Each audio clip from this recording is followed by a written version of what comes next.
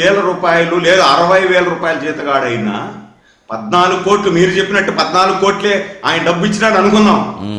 ఎక్కడి నుండి సంపాదించారు సార్? అంటే 60,000 రూపాయల జీతగాడు 14 కోట్ల రూపాయలు శ్రీవారికి డొనేషన్ ఇచ్చే స్థాయికి ఎదిగాడు అంటే దాని అర్థం ఏంది అని అడుగుతున్నాను సార్. దాని అర్థం ఏంది? ఎంత డబ్బు దోశాడు ఇతను ఎంతెంత దోశాడు, ఇతని ఆస్తులన్నీ కూడా బయట రావాలి. ఇది మనోభావాలకు సంబంధించినటువంటి విషయం, సంబంధించినటువంటి విషయం సార్. ఇప్పుడు నేను అడుగుతున్నాను సార్ జగన్మోహన్ రెడ్డి గారిని, వైసీపీ నాయకుల్ని, అదే ఒక చర్చిలోనో లేదంటే ఒక మసీదులోనో ఈ విధంగా దొంగతనం చేసి పట్టుబడితే వీళ్ళు చెప్తారా చిన్న దొంగతనం అని? చెప్పగలరా సార్ వీళ్ళు? రైట్, అడుగుదాం. చెప్పి వీళ్ళు రాజీ కుదిర్చి వీళ్ళు దొంగ మాటలు చెప్పి మనోభావాలను దెబ్బతీస్తారా? అంటే మిగతా మతాల్లో వీళ్ళు దొంగతనం. ఇంకా ఆంధ్రెడ్డి గారు వాయిస్ తీసుకున్న గారు తీసుకున్న తర్వాత మళ్ళీ వస్తారు. ఒక నిమిషం. ఎస్ ఆంధ్రెడ్డి గారు, నమస్తే అండి.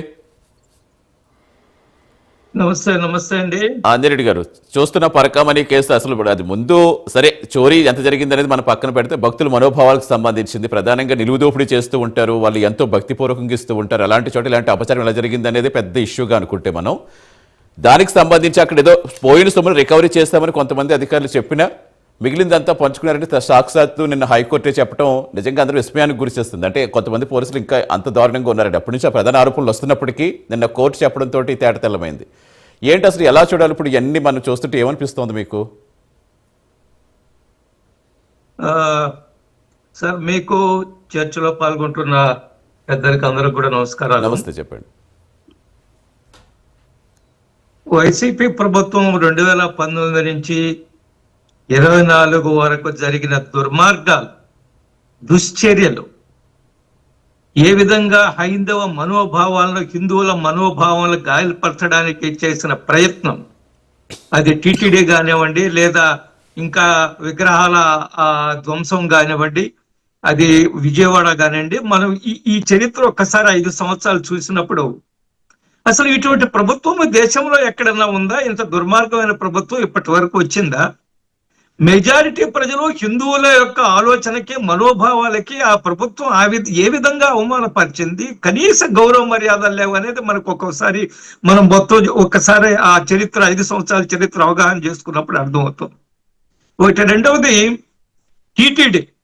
టీటీడీ కోట్లాది మంది హిందువుల మనోభావాలతో ముడిపడ్డ ఒక పవిత్రమైన దేవాలయం, ఒక పవిత్రమైన స్థలం.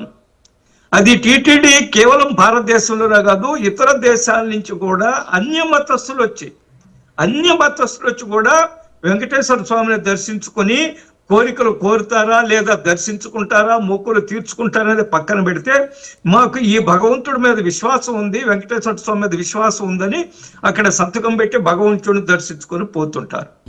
ఇంత మనకు తెలుసు, ఈ ప్రపంచంలోనే అత్యధిక ఆదాయం గల దేవస్థానము, పవిత్ర స్థలం ఏదైనా ఉందంటే అది టీటీడీ. వాటికన్ సిటీ ఉండే